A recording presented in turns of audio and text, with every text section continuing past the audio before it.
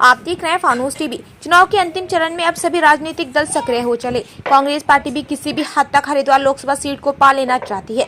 इसी के चलते आज कांग्रेस कार्यकर्ताओं ने इकट्ठा होकर रुड़की के मिशन कंपाउंड में पहुंचकर हरिद्वार लोकसभा प्रत्याशी वीरेंद्र रावत के लिए वोट मांगे।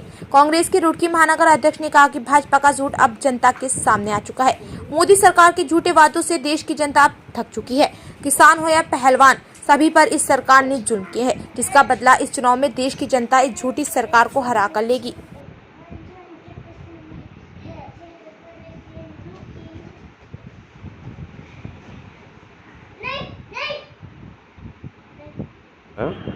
और यहाँ जो है हम लोगों से अपील करने के लिए आए हैं, हम लोगों से रिक्वेस्ट करने के लिए आए हैं कि इस देश के संविधान को बचाने के लिए, युवा शक्ति को बचाने के लिए, रोजगार के लिए, किसान के लिए और देश की धरोहर को बचाने के लिए कांग्रेस को वोट दें।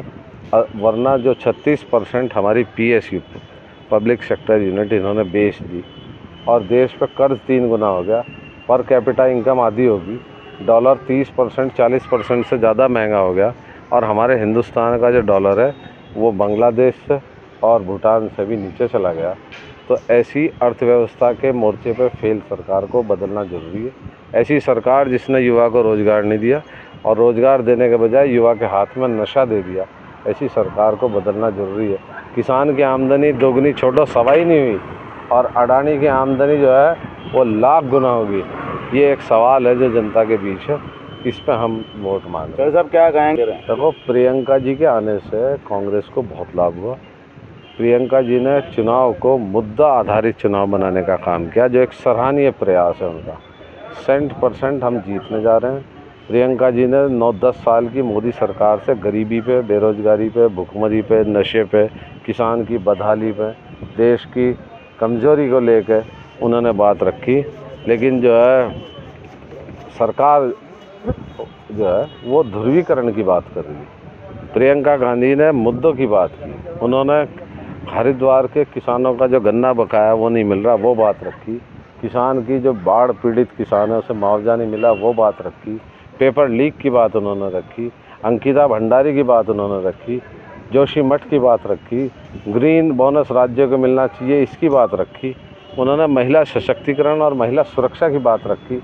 उन्होंने आपस में एकता भाईचारे की बात रखी और राष्ट्र के निर्माण की बात उन्होंने रखी। राष्ट्र का निर्माण कैसे हो, वो तो बेचने का काम कर रही है। गवर्नमेंट का जो एसेट्स है, हिंदुस्तान के जो संविधान है, संविधान की मूल अवधारणा यह है कि India is a welfare state. Bharat सरकार जो है इस देश के सबसे छोटे आदमी से लेकर सबसे बड़े आदमी को एक नज़र से देखती है, समान वोट का अधिकार है, सबकी तरक्की चाहती है। लेकिन वर्तमान सरकार पूंजीपतियों के दबाव में पूंजीपतियों के लिए काम कर रही है, आम आदमी के लिए नहीं कर रही। अगर भाजपा का कोई व्यक्ति ये दावा करता है कि हमने सड़क बनाई, तो आप सड़क पर चढ़ोगे बाद में 100 का नोट आपको पहले देना पड़ेगा। आपका एक विकल्प नहीं है, ना तो काला धन है, ना 35 रुपये लीटर पेट्रोल हुआ, ना 13 रुपये किलो चीनी हुई। क्या है संकल्प?